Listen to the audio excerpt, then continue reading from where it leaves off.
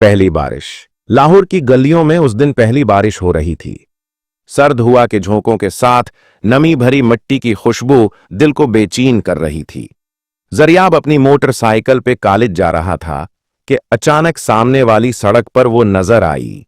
सफेद दोपट्टा, नम आंखें और एक किताब हाथ में थामी।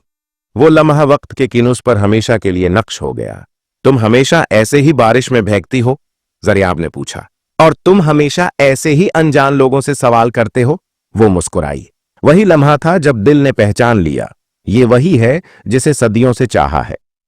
चाय के कप के बीच कॉलेज की कैंटीन, गर्म चाय और मुस्कुराती आंखें। मोहब्बत आहिस्ता आहिस्ता लफ्जों से आगे बढ़ने लगी। वो दोनों अक्सर अदब, ख्वाबों और माजी के कस्सों पर बात करते। हना शायरी की शौकीन थी और जरियाब इसकी हर बात को नज्म में बदल देता। अगर मैं कभी खो जाऊं तो क्या ढूंढोगे? हुना ने पूछा। मैं हर नज्म की आखिरी लाइन में तुम्हें तलाश करूंगा, जरियाब ने कहा। वो आखिरी खत। जब जरियाब को एक स्कॉलरशिप मिली, उसे यूरोप जाना पड़ा। हुना रोई नहीं, सिर्फ एक खत दिया। तुम जा रहे हो तो जाओ, मगर दिल की वो जगह खाली छोड़ जाना जहां तुम्हारी यादें रोज आकर बैठें। सालों तक वो खत जरियाब के प्रस में रहा और दिल में हना का चेहरा। उसके बगैर वो हर कामयाबी को अधूरा समझता। वापसी मगर खालीपन। 5 साल बाद जरियाब वापस आया। पुरानी गली, पुराना दरख्त, पुरानी कैंटीन, सब कुछ था, मगर वो नहीं थी। हैना की शादी हो चुकी थी।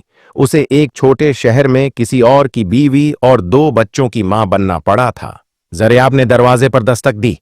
वो दरवाजे के पीछे थी, मगर दरवाजा न खोला। मैं तुम्हें देखने आया था, लेने नहीं, जरियाब ने खत में लिखा और दरवाजे के नीचे से डाल दिया।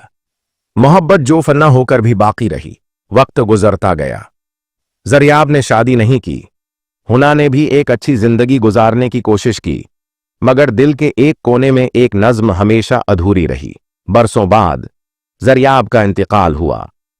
उसके कमरे से एक लकड़ी का संदूक मिला, जिसमें हुना के तमाम खुतूत, तस्वीरें और वो पहली बारिश का खाका रखा था। हिना ने एक नज्म लिखी जो आखिरी बार छपी। तुम्हें खोकर भी तुम्हें पाया है, तुम बनकर भी तुम मेरे साथ आए हो।